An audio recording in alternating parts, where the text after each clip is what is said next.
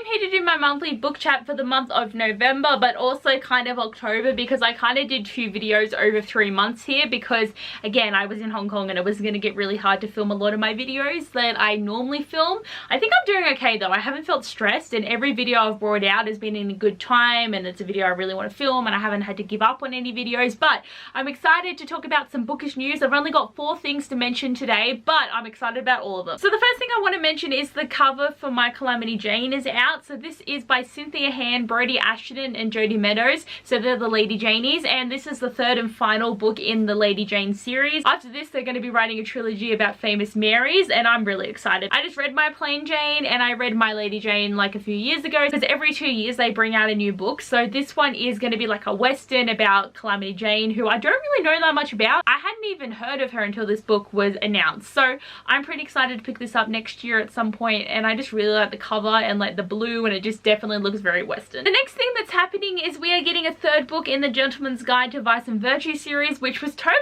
unexpected, but I'm so excited. And we also have the cover reveal for it as well, so I can show you that here. I haven't actually read the Ladies' Guide to Petticoats and Piracy yet. I need to. It will happen before I get to this book, obviously. This one's going to be called The Nobleman's Guide to Scandal and Shipwrecks, and it's coming out on the 18th of August. So this book is going to be about Adrian, who is Monty and Felicity's younger brother, so the baby in the first book. He wants to find out what happened to his elder siblings, and he also has hysteria, which I think is going to be really interesting, because each book there's been some issue that it's interesting to see it done in the olden time and see how people deal with it, when most of the time they just think it's witches. So I think it's going to be exciting to have this book, and to also see like Monty and Percy and Felicity when they're much older, because Adrian was a baby, as I said in the first book, and in this book he's going to be like 17, so they are going to be full-on adults, and I just want to see some like brother bonding with like him and Monty, and I just think this will be great. And also, on the topic of the Gentleman's Guide to Vice and Virtue, Greg Berlanti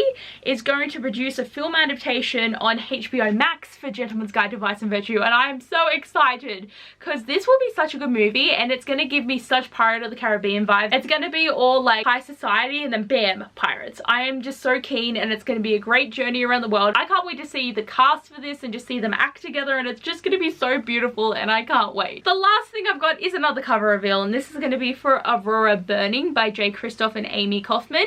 I didn't actually know I was going to read this book. Like, I didn't mind reading Aurora Rising, but it really wasn't on my radar to pick up the sequel. But then I saw Cal was on this cover, and I'm like, hot damn, I'm excited now. I really do think Aurora and Cal have such a cute relationship, and I can't wait to read more, and I just think it's going to be good, and I really should just keep picking up their books. But I also feel that on my bookshelf, the first book is just sitting so nicely that, like, if I get the second book, I'm gonna have to move that book and figure something else out, which is making me a bit sad. I'll figure it out, but I'm still sad. I just think this cover is beautiful, and they've just got like a really good style going on here. There is like so many good books coming out next year. Like, I'm so excited. You know, thinking about it, something that I haven't actually written down that I probably should have, that I will mention because I just thought of it. The Heart Principle, which is going to be the 3rd book in the Chris Cotton trilogy, isn't going to come out next year now, because the author Helen Huang has just not had a good time trying to write it, and she's been going through a lot of stuff in her life. So this book is being held off until 2021,